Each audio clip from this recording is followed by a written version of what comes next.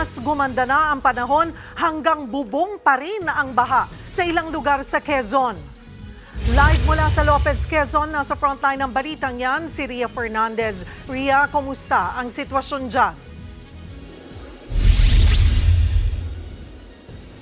Cheryl, isinailalim na sa state of calamity ang buong lalawigan ng Quezon sa tindi ng pinsala ng bagyong Christine. Dito nga sa bayan ng Lopez, nag-umpisa ng maglinis ang ilang residente.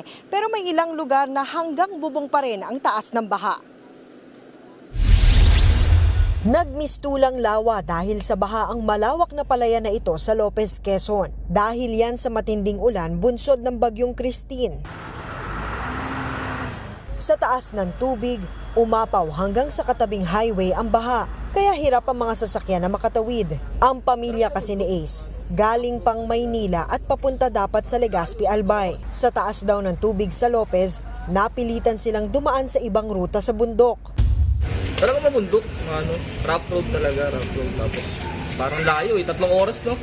7 na yung umalis doon ng umaga, tapos 10 na kami nakalabas talaga, 19 kilometer. Bahagya naman ng humupa ang tubig sa ibang lugar. May mga nakapagbilad na ng inaning palay. May ilang residente rin kaming inabutang naglilinis ng mga gamit. Matapos kasi ang baha, putik at kalat naman ang kalbaryo nila. Sobrang nakakapagod po, super. Tapos hindi pa po kami tapos parang wala pa po talaga sa kalahati.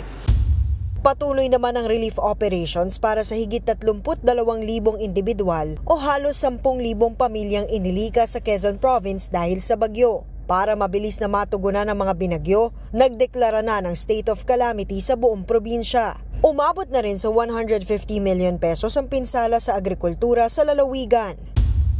So that on Monday, yung mga LGUs natin, they can process kung meron silang QRF or calamity fund na available pa for interventions.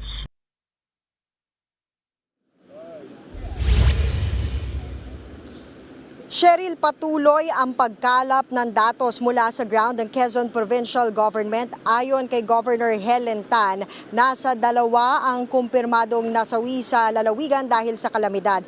Habang yung hinahanap kahapon na mangingisda mula Buena Vista, nahanap na sa Camarines Norte. Cheryl? Maraming salamat, Ria Fernandez. Mga kapatid, Cheryl Cosim po, huwag maging huli at maging una sa lahat sa balitaan. Para sa tuloy-tuloy na talakayan sa Frontline, mag-follow at mag-subscribe sa social media pages ng News 5.